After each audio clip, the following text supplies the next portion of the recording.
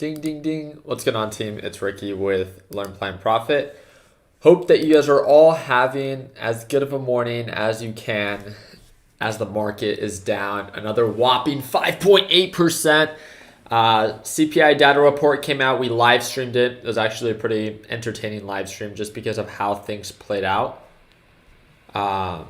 We'll see how the market actually ends up reacting right at market open. Are we going to see more selling pressure, more buying pressure? Is this a dip buy opportunity? You know, it could go either way. So for those that are unaware and that did not tune into today's live stream, CPI data report did come out 8.6%, which is our highest rate of inflation that we've seen in the past 40 years. So the previous one was 8.5%, then we dropped to 8.3%, and then this month, that was reported for the month of May, we experienced an 8.6%, was calculated, 16.9 points came from fuel and oil itself. And guess what? There is still no solution for oil prices. This is something that I'm going to talk about in today's later video. So I wanted to hear your guys' thoughts. I know I have a couple of you guys that I normally share ideas with. You know, I'm seeing all these different news articles. I'm seeing all these different, what's it called? Like tweets and messages from different people that have huge followings, right?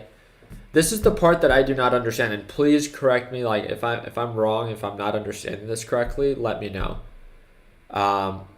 Inflation is high, right? But then you ask yourself, okay, well, what makes up most of this, right? And if we look at the actual report for the CPI data report, right? If we actually look at the report, most of it is coming just from fuel and oil, really energy. That's where most of this like inflation month over month is calculated. I mean, we could see that fuel and oil itself is at 106. That's triple digits. Everything else is in single digits, really. And fuel and oil are the only ones that are in the higher double digits. So my thing is like, everyone continues to blame the Federal Reserve, right?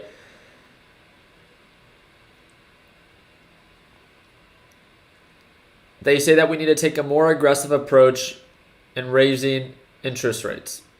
Okay.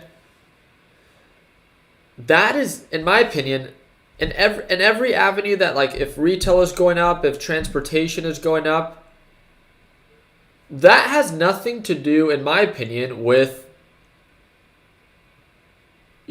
raising interest rates. It has everything to do with the actual problem, and that's oil. Oil is expensive, right? So how can we not come up with a solution, right? Because the Federal Reserve cannot come up with a solution for oil. They can't. That's not in their policies, right? That's for our president and the people that we have, Congress. Is it not? They're the ones that can implement policies in effort to, set up agreements with Venezuela to get us back to current demand levels. Federal Reserve can't do that. So why are we putting the blame on the Federal Reserve and asking them to raise interest rates higher when we see the actual problem and everything that it trickles down to is oil? If that's the actual problem, then why are we not implementing policies and partnerships that get us back to current demand levels?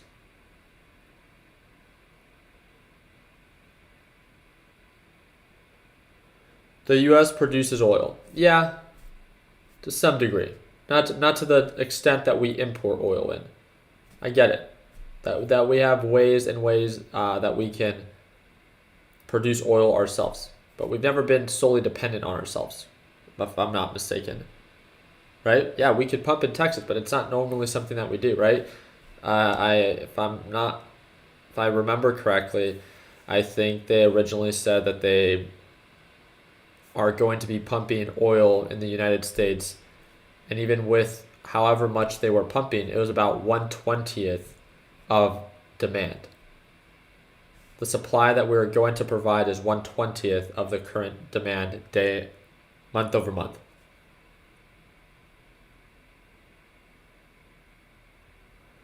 That's the thing. It's like, okay, retail is going up, but if you look at why retail says that it's going up, it's saying that it's having logistic and transportation issues, right? It's more expensive to get their products and their goods and all of that into their stores.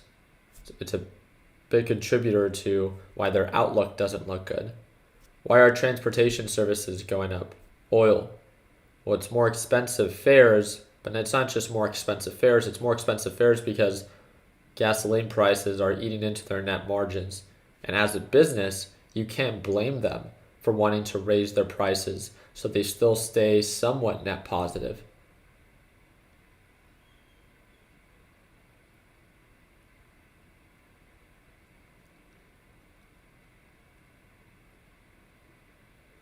I'm trying to read your guys' messages, one sec.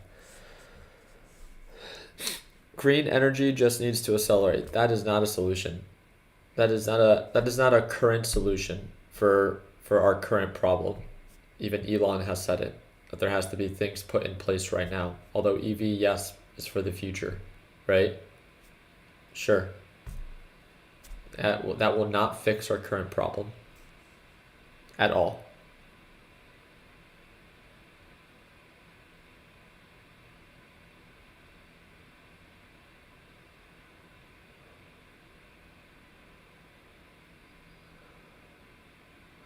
We were exporting under Trump. Okay. Let's see. But they want to push EV down our throat. Energy is the lifeblood of the economy. It affects prices and everything. Fed prints money, while the government won't allow for increased oil supply. The U.S. is the biggest oil producer in the world. To my understanding, I know the U.S. can produce a lot of oil, but also to my understanding, the U.S. does not produce the most oil in the world. Am I mistaken? We have the ability to produce, but we do not. We have it in reserve, right?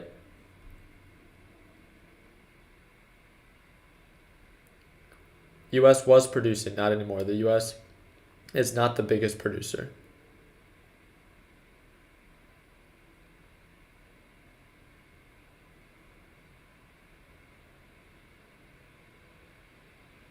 The U.S., yeah, to my understanding, the U.S. can produce, sure, but it doesn't.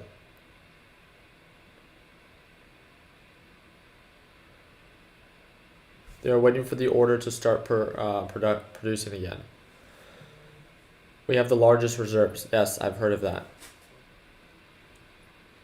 Biden has no solution. Production was pretty much halted. The U.S. is the biggest buyer. Yeah, that's what I've read.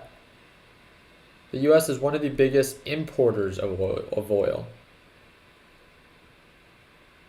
I'm sure the oil does, right? I mean, it was said a couple months ago that they're set to produce a certain amount of oil per day for the next 6 months.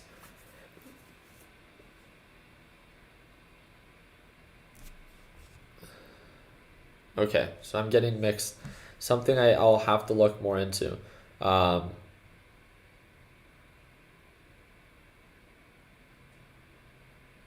Yeah, so reserve is to reserve for war issues. They shouldn't use it.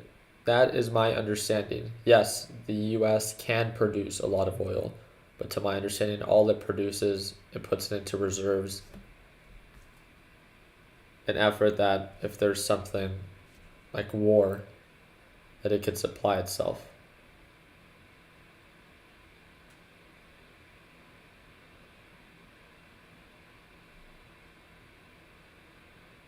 Okay. Yeah, the US also consumes the most at 19 million barrels per day. Yeah. And I think they were going to produce 1 million barrels a day. So that's the 1/20th.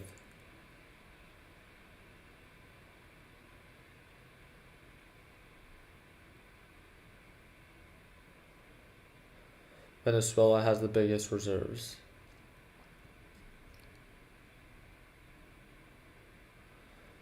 So we are the largest producer of oil and natural gas. That's the part that confuses me. I know that we have the ability to be the largest producer, but to my understanding, We do not.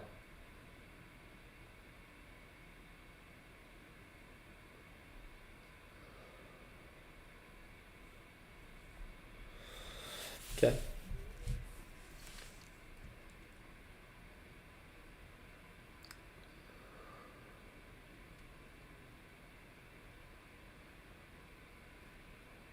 Or reserves not for political gain, only for war contingencies.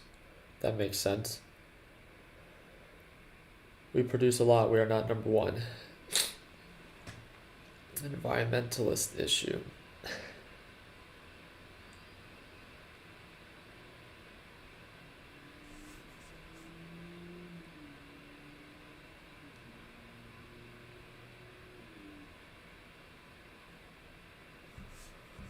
All right. The giveaway was fun. Thanks for doing that. Of course. Thank you for tuning on in. It's been a long morning. Labor shortages is affecting too, of course. Oh, I agree. I mean, there's a series of different factors, of course, right? You can't put the blame all at once. But I'm just kind of asking the question of like, if we see in our CPI report that one area has the most weight in everything, right? It's like, why wouldn't we focus in that area to try to really get down to, the nitty-gritty stuff of what's the actual problem? That's the part that just doesn't make sense to me. How has there not been a solution put in place for that? It's been 4 months.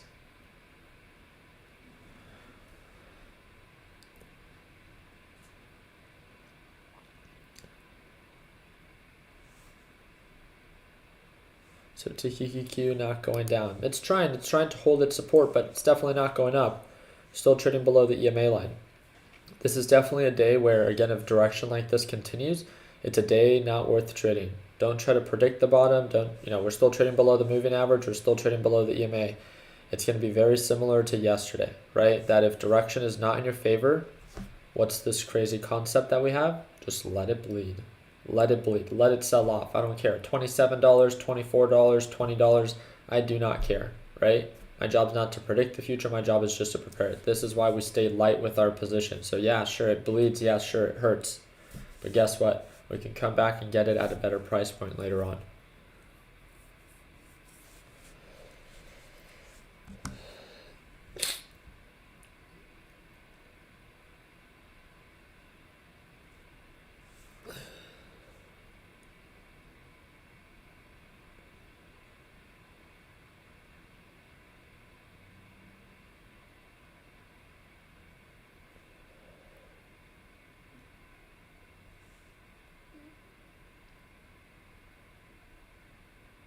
I'm trying to read all of your guys' messages. Sorry about that. So 11.5. All right, Tarek per day. Russia 10.5. Saudi Arabia 10.2. But they just go into reserves, right? So we don't use it.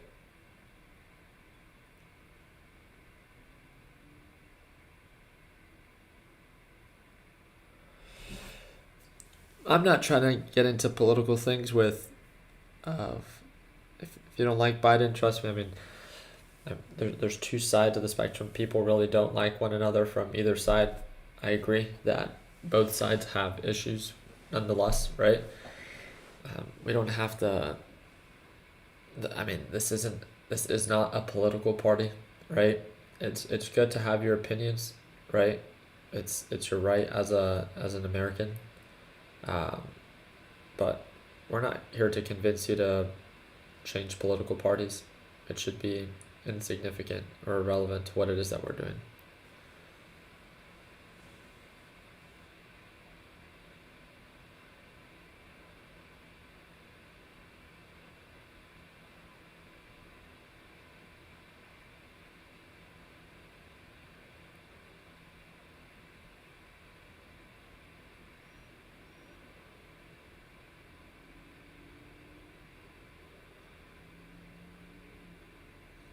You guys crack me up.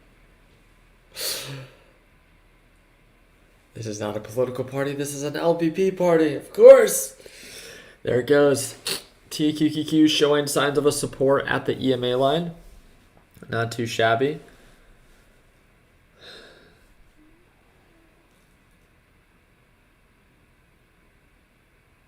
So are the reserves not for situations like now? You would think so, but no, I think the main focus for the reserves are for wartime. That's always what I've understood. That wartime and or emergencies. Yeah. I guess things are not as bad as they need to be for us to use our reserves.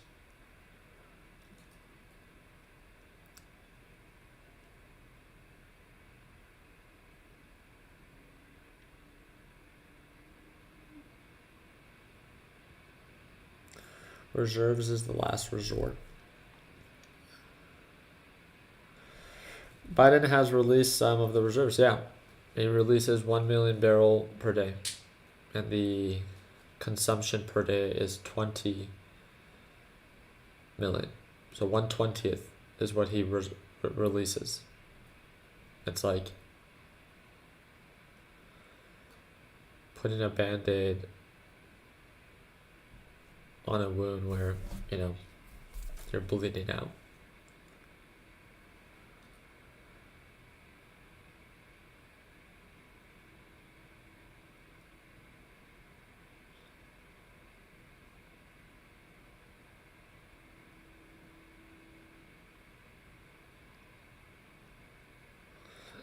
I like that, Mason.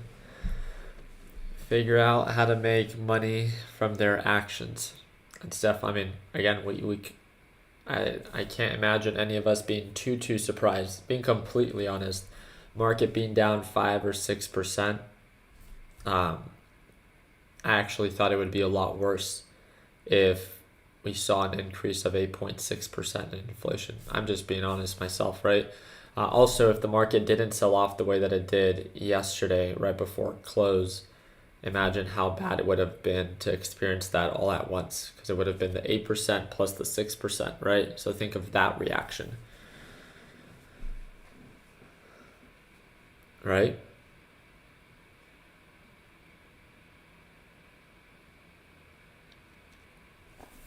Webull does not charge when it's a scalp, so.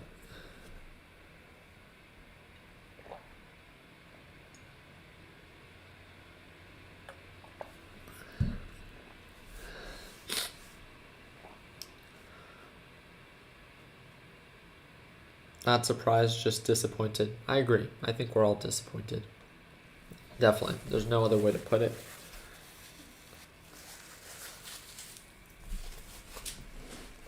I thought we were a little bit closer to showing signs of progress. But no. Definitely not there. So from our resistance at $34, right? All the way down back to our support. So if we go on that 1 hour time frame, you can see that we're working our way back down to that. Really, I mean, our general support range is right around here, which is $27 a share. This is where we saw a lot of consolidation. This is just where we dipped to for a very short period of time. So we're at that general support range. We're back below moving average. We're back below EMA. So I would honestly expect gas to continue to increase. Well, yeah. I mean, what was reported for the CPI report was for the month of May, right? We're in June. And if you look at oil stocks, we're at like all-time highs, or at 1 year highs. In comparison to where we were in May, we're significantly higher. Just this past week has been insane for oil. So yes, it is still a concern, I would say, for oil, and its influence that it will have on the next CPI report. But that's the whole reason that I said what I said before is like, obviously oil has a lot of weight on that CPI data report. And it's just like, why are we trying to fight it with inflation when, what are you going to do? You're going to raise interest rates so high that you hope people begin to consume less oil or to use less oil? I mean, people have to work. People have to drive. It's yes, I'm sure that you can maybe encourage people to maybe spend a little bit less, a little bit for recreational uses, right? But is now someone, because oil prices are so high, not supposed to work? Right? I just don't get that. I don't see how raising interest rates will positively influence oil prices. I think there definitely needs to be a different approach.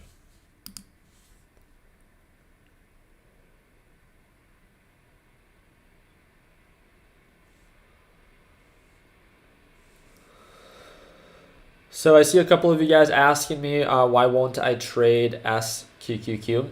It's the progress or at the rate that we're seeing a descending pattern. We're not really selling off, right? From even the pre-market session and where we're at right now, it's pretty much a break even. We did a majority of the selling off right when it happened. As of right now, yes, we're consolidating and we're consolidating in a descending way. So sure, you can trade SQQQ. Direction is definitely more favorable for you with SQQQ. But when asking the question, is there margin to be made on SQQ other than the direction? In my opinion, no.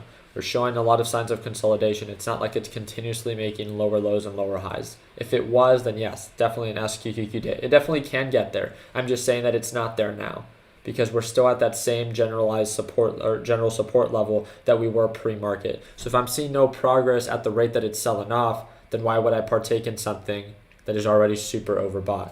Therefore, SQQQ, right? Why would I jump into this if right at, during the pre-market and where we're at right now, how much money could I potentially make? Pretty much nothing. It's pretty much break even, right? How much money could I lose if it sells right back off? 7%. So again, the risk to reward ratios. Remember, it's not just direction. It's not just consistency, but also the momentum and at the rate that it is continuing to rise. Ask yourself, are you choosing to trade something just because it's trading above the EMA line and or because it's actually showing signs of progress? There's no progress here, at least not now. It's getting close to it though, right? But market also literally just opened. So we still have time.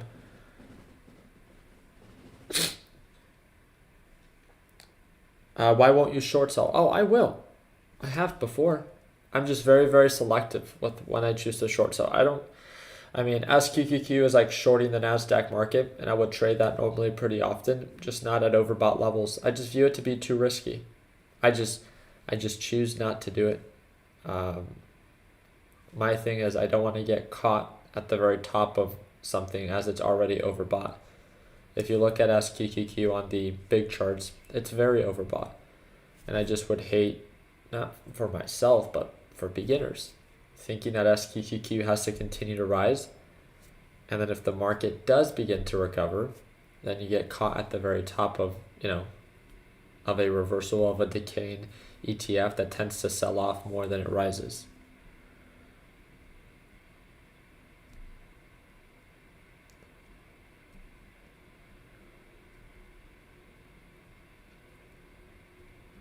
So is there really a difference between shorting TQQ versus longing SQQ? Aren't there exactly? Yeah, but why would you short something and borrow shares when you can just long something, right? So why wouldn't you just go long on SQQ versus short on TQQ? And then the borrow interest that you incur sure is going to eat into your margins, right?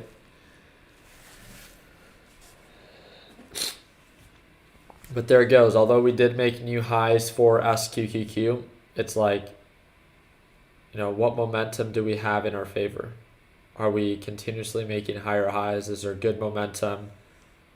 Is it aggressively pushing up? No, not at all. Not at all. Because again, if market just opened and you were trying to day trade, if you played it perfectly right at market open, you would have made 1.2%. Not taking your downside risk into consideration, which is at 6.7%.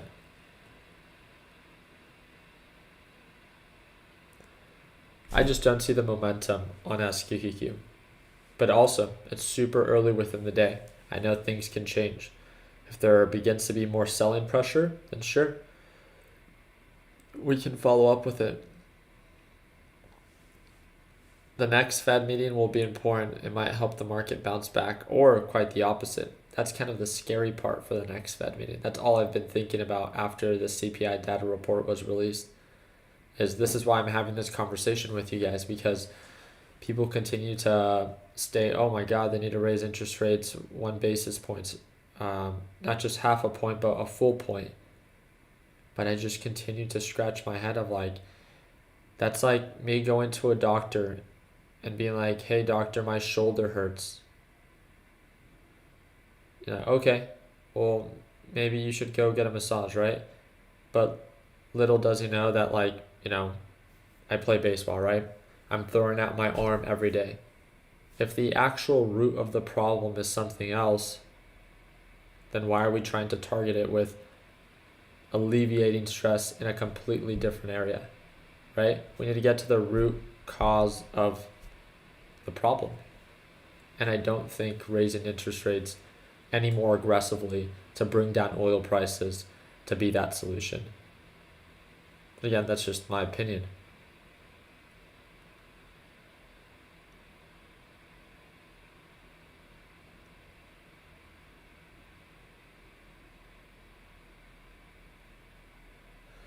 Waiting for the consumer sentiment report released at 10 before making a move, okay?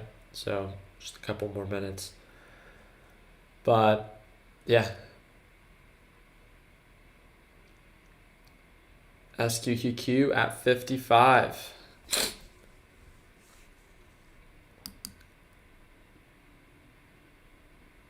It is more than oil prices. I get it. But oil prices have the biggest weight in the entire CPI report. I think that's what people just can't wrap their heads around. It's like, look at the CPI data report. What is it mainly made of? Oil. Oil, the month over month, the change. Oil. There's nothing else. Yeah, there's a couple other points, but it all really stems from oil. That's all. And how does it trickle down to retail? How does it trickle down to transportation services? It all trickles down. It's all a domino effect.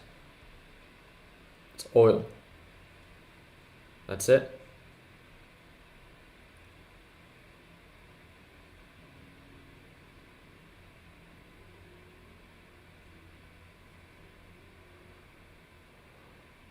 It can always get cheaper for sure.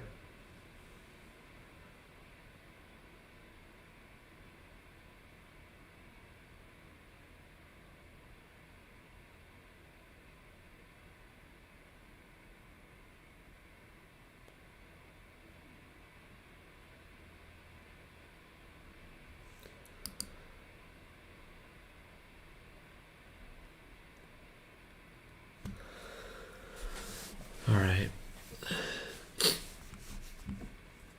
Let's see, do we have any big runners? Any big movers? No. I know Netflix crashed, right? Netflix dropped big yesterday. That was the big talk from people. Huh. Wasn't it Netflix or what was it? But there was a significant drop on.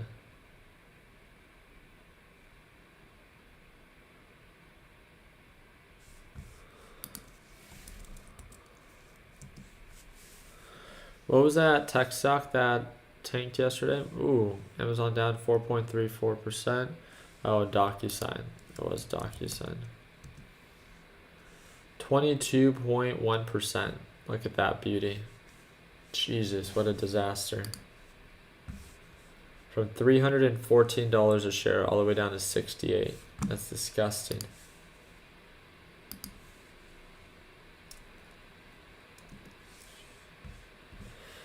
All right. Red, red, red. 2%, 2%, 2%, 1%, 1%, 2%, 3%, 3%, 4%. Amazon being one of the biggest losers for stocks. And then, of course, TQQQ being one of the biggest losers for overall ETFs.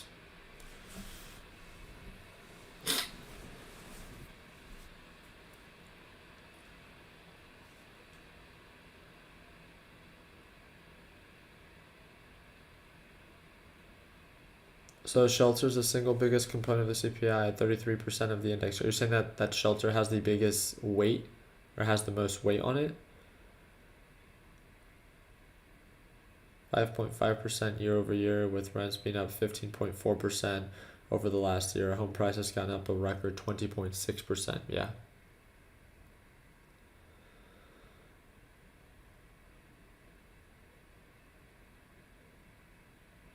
The true inflation rate is much higher than 8.6%. Yeah. I mean, we hear that all the time. There it goes. New drop on TQQQ.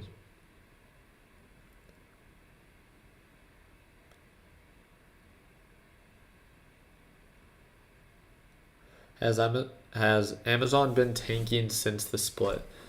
Pretty close, remember? I mean, we told you guys in advance of like, hey, if you're only going to be buying Amazon because of the split, it's like, I didn't view that. I was like, that's going to be a short-lived catalyst. I can see why people were day trading Amazon maybe for the split, but it didn't even go up very much. It had a 2 or 3% day, right? It's like an actual split. I wish people understood, like, it literally means nothing. It's literally nothing for the actual company itself. Sure, it makes it more affordable, and I get it. In different parts of the country, you can't buy fractional shares, but what's more important is what's going on right now, right? Market sentiment, and that will always trump these short-lived positive catalysts of, hey, we announced a stock split. It's like no one really cares.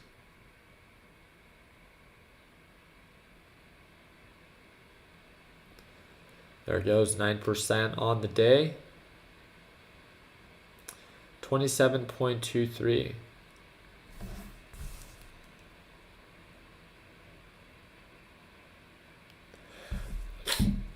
Had my Nana, not my Nana, it's actually Rachel's Nana, asked me of like, hey, like, do you think I should buy Amazon before the split? I already saw, or after the split.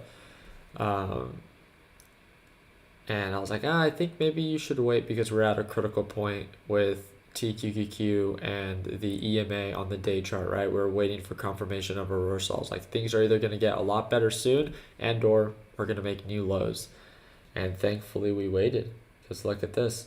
Amazon back down to 110 a share and it's down 10%, over 10% from when it reported its stock split. And 10% for Amazon, that's huge, right?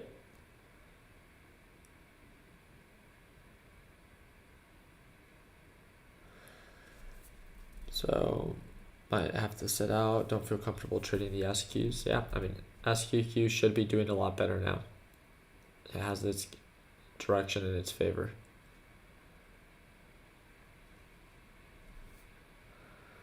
I'm Nana to my granddaughters too. I like that. Yeah, Michigan consumer sentiment index slumps to a record low. Makes sense on why we've been getting some selling pressure for the past 3 minutes. Consumer sentiment just came in. Just add it. Just keep adding it. Oh my god.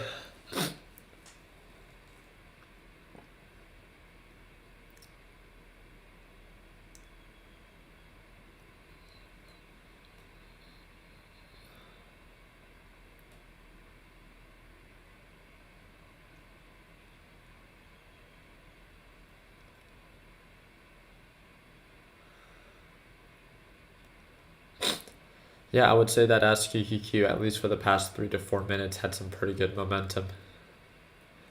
Let's see if it finds its support. But again, TQEQ is still getting rejected by that EMA.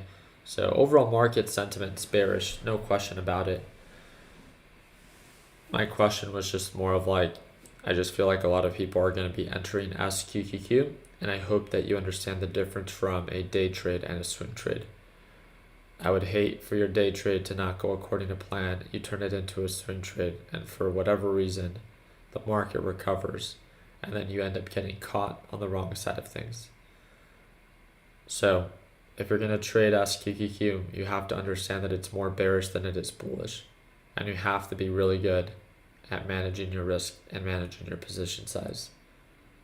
If you suck at cutting losses, I'll say this nicely, I wouldn't trade SQQQ if risk management wasn't my number one priority.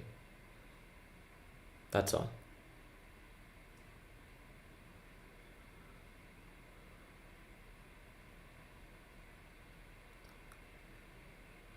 That's what your stop loss is for. I agree. But you have to set a stop loss for it to get triggered, right? So interested in selling the trading setup behind you? I'm not. No, I like it. I use it more for like my office work when I don't want to be like in front of these lights. And I'll say it the mean way. So sold all of my SQQQ, getting too scary now. Again, you can always re-enter and or you can keep a light position, right?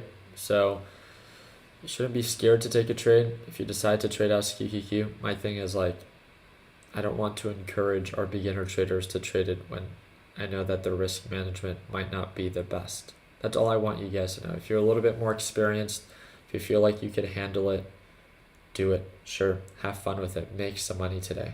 I'm serious. I just need you to understand, like when I say these things, I'm trying to look out for our absolute beginner traders, thinking that it's only going to continue to go up.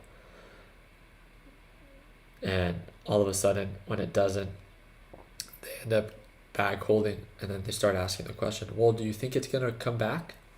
It's like, dude, don't ask me that. When is the eviction video coming out? That house was wrecked based on the pictures. Yeah, so we actually filmed the video yesterday, but I think there were some audio issues, so we're actually going to film again today. So today I have an in-person session with 6 of our Learn Plan Profit members here at the Chandler office at the TechBuds HQ. So I'm excited to set that up. Again, if you're going to be showing up today, please make sure that you get there by 1 p.m. We're only going to be there for about 30 minutes to an hour. And it's a Friday, right? So I'm sure you guys just want to get back to what you're doing. So, all right. But yeah, I will be refilming that eviction video just to make sure the audio issue is no longer there. So, something I can probably upload tomorrow. So, I was going to upload another video tomorrow, but I think so many people are waiting for that eviction video and kind of just an overall update. It's kind of like a story time. I just got the message that my camera is heating up. I think I need to figure out a solution for that because then it just goes black. But overall, I appreciate you guys' time. Again, overall market sentiment is bearish. As of right now, it's either you stay cash and or go with the flow. If you are trading SQQQ, please be really good at managing your position size and please be even better at managing your risk. I don't want to hear any reasons on why you ended up not selling. It's you either do it or you don't. And if you don't do it, then the rest is on you, right? So just make sure that your actions represent whatever your future self's goals are. And that's really just it. So I appreciate you guys' time. Hope and wish you guys an amazing Friday. I have a bunch of Discord messages that I have to catch up on, so I will see you guys in the main chat, especially if market direction begins to change. Like always, let's make sure that we end the year on a green note. Take it easy, team.